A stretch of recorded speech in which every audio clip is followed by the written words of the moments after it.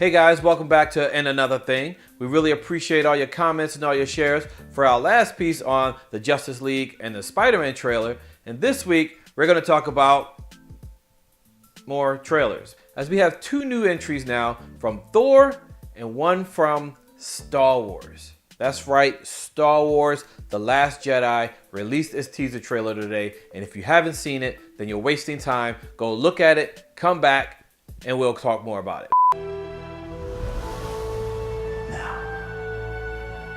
Out.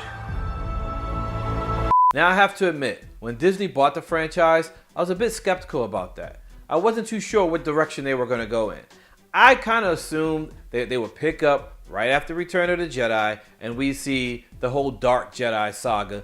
But, you know, it's a little bit too deep for Disney to go into, so I get it. Now, I actually enjoy The Force Awakens. I know one of the complaints was that the film was basically A New Hope all over again. But if The Last Jedi would be kind of like The Empire Strikes Back, then we're about to get a dope film. I mean, because let's be real, The Empire Strikes Back was the best film out of the entire series. Don't argue with me. The Empire Strikes Back is the best film in the entire Star Wars series. They had a space pimp. The balance. It's so much bigger.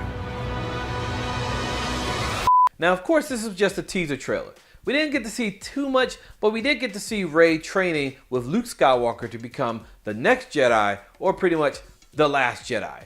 Which, I really don't think she can be the last Jedi. I think this is an opening for the new Jedi Order, because how can she be the last Jedi? You can't have Star Wars without Jedi.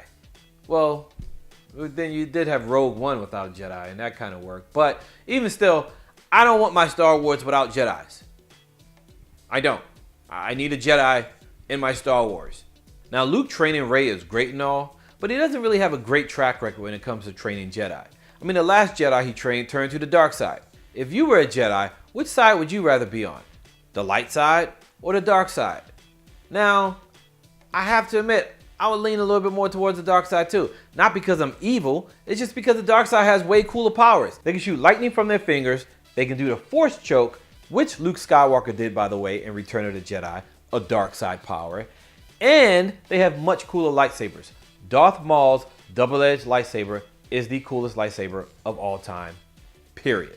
Now, if all goes well with Rey's training, she may become one of the greatest Jedi of all time. I mean, think about it. The first time she touched the lightsaber, she beat the snot out of Kylo Ren. Granted, he was shot. He did fight Finn, but he still lost pretty badly. Now, we do catch a glimpse of him in this trailer, so we're pretty sure that he's going to make a comeback. Now, if it's an Empire Strikes Back style comeback, then it's going to be one of the most epic comebacks of all comebacks, I guess. Now, we also see Finn still recovering from his battle with Kylo Ren. Now, I have to admit, seeing that brother hold a lightsaber was pretty inspirational. Now, granted, it preceded one of the greatest beatdowns in lightsaber history, but you don't see too many brothers holding a lightsaber, so it was pretty cool. Now, of course, he wasn't the first one. Shout out to my man Mace Windu.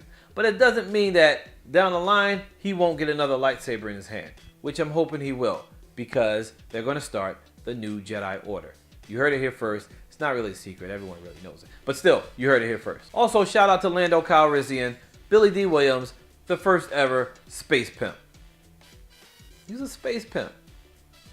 He really was. For people who were upset that The Force Awakens was a bit too much like A New Hope, they may be a little bit upset again because this trailer had Empire Strikes Back written all over it. You have things looking really bleak for the rebellion. You have Rey in the Luke Skywalker role and Luke Skywalker in the Yoda role. But even with all of that, I'm still pretty excited about the film. And if this film is anything like Empire Strikes Back, then it definitely will end up being one of the best films in the entire Star Wars series, because Empire Strikes Back was the best film in the entire Star Wars series. It was. Go back and watch it again. You'll see. Now I know what you're thinking. How did this happen? Well, it's a long story. Now, the Thor trailer proves once again that DC has a lot of catching up to do. After looking at this trailer, then the third time's the charm, because this may be the best Thor film yet.